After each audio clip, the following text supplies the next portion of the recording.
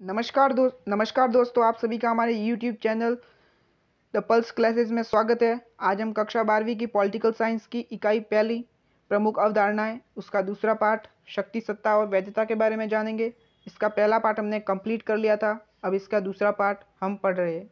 अगले अध्याय में हमने शक्ति के अर्थ के बारे में जाना था। आज हम शक्ति के जुड़े हुए विभिन्न सिद्धांतों की चर्चा करेंगे। अगर आप इसके पीडीएफ नोट्स प्राप्त करना चाहते हैं तो नीचे डिस्क्रिप्शन में इसकी लिंक दे रखी है, वहां जाकर आप प्राप्त कर सकते हैं। और ये वीडियो को अंत तक जरूर देखिएगा। चलो शुरू करते हैं अभी। शक्ति की संरचना।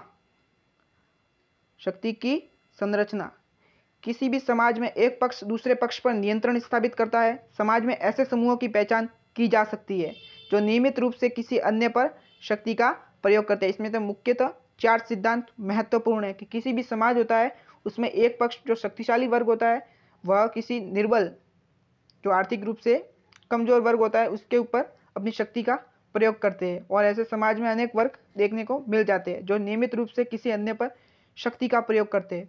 इसके मुख्यतः 4 सिद्धांत महत्वपूर्ण माने जाते हैं। पहला सिद्धांत जो है वह है वर्ग प्रभुत्व का सिद्धांत। यह सिद्धांत मार्क्सवाद की देन है, जो भी वर्ग संघर्ष का सिद्धांत है। इस सिद्धांत की मूल मान्यता है कि आर्थिक रूप से ताकतवर वर्ग, जिसे बुर्जुआ वर्ग कहा जाता है, जो मार्क्स का जो ताकतवर वर्ग है उसे वह बुर्जुआ वर्ग कहता है।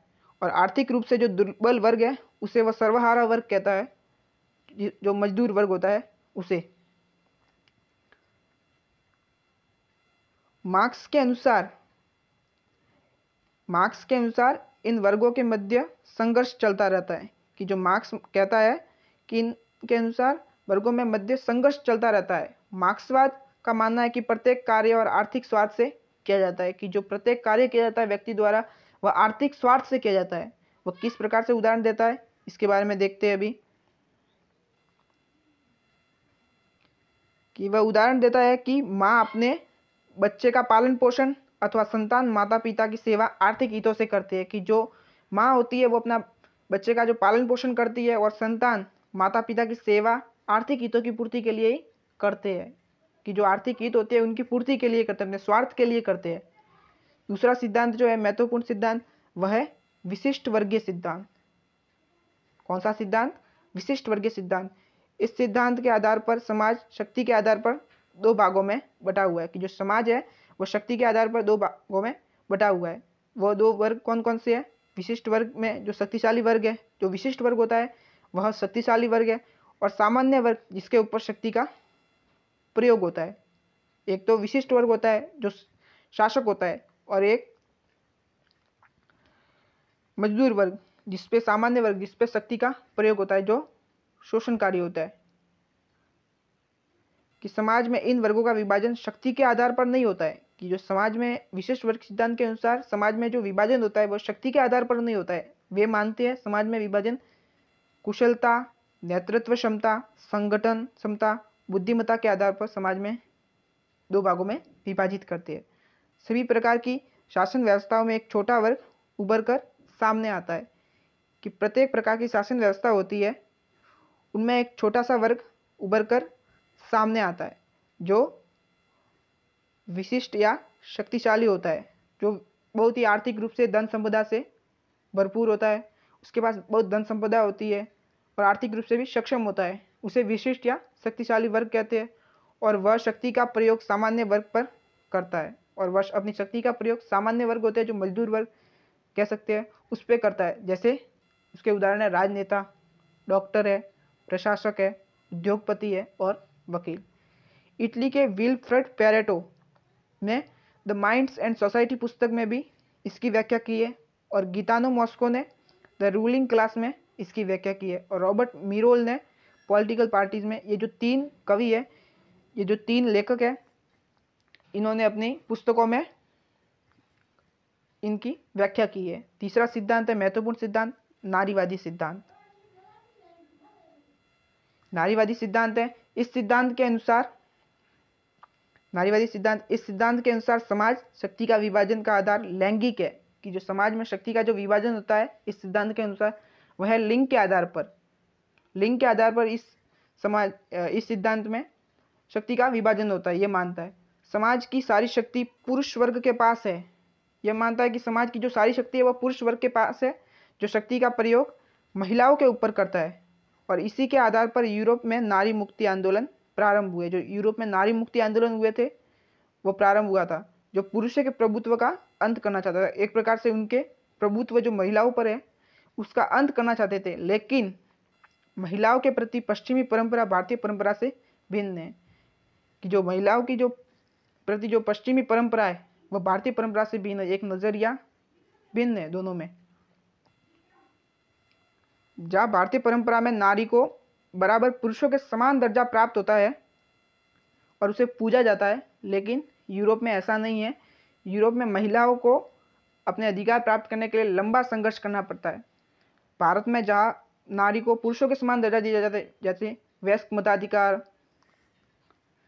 मताधिकार और प्रकार के अधिकार, जीवन का अधिकार, मताधिकार का अधिकार है, किसी भी संगठन में सदस्यता प्राप्त करने का अधिकार है, कहीं भी आने जाने की स्वतंत्रता है। इस प्रकार से जो अधिकार दिए हुए हैं वह यूरोप में पहले नहीं दिए हुए थे। उनको महिलाओं को लंबा संघर्ष करने के बाद ये प्राप्त हुआ था।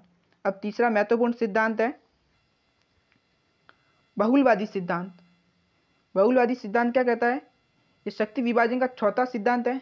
यह सिद्धांत कहता है कि शक्ति का आधार एक व्यक्ति के हाथ में नहीं हो, शक्ति किसी एक व्यक्ति या वर्ग के हाथ में नहीं, यह अनेक समूहों में बटी होनी चाहिए। यह मानता है कि शक्ति किसी एक व्यक्ति या वर्ग विशेष के हाथ में न होकर अनेक समूह में बटी होती है। यह सिद्धांत समाज को दो भागों में नहीं बांटता है।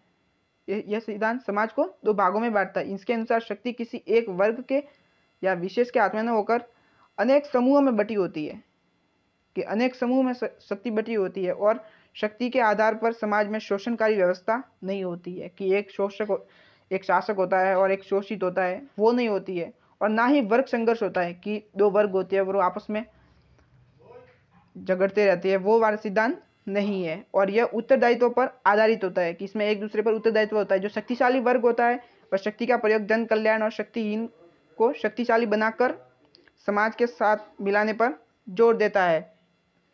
इसके बाद सत्ता। आधुनिक लोकतांत्रिक व्यवस्थाओं में सत्ता की अवधारणा को महत्वपूर्ण माना गया है, कि अनेक बार हम शक्ति के भय से उसे मजबूरी से स्वीकार करते हैं। सत्ता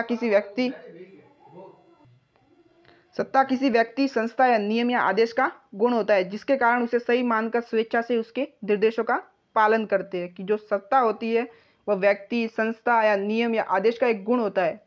एक व्यक्ति होती है, एक संस्था होती है जो नियम और आदेशों से बंधे होती है, जिसके कारण उसे हम स्वेच्छा से स्वीकार करते हैं, उसके निर्देशों का पालन करते हैं। जैसे शक्ति का कारण ही हम गुंडे की आज्ञा का पालन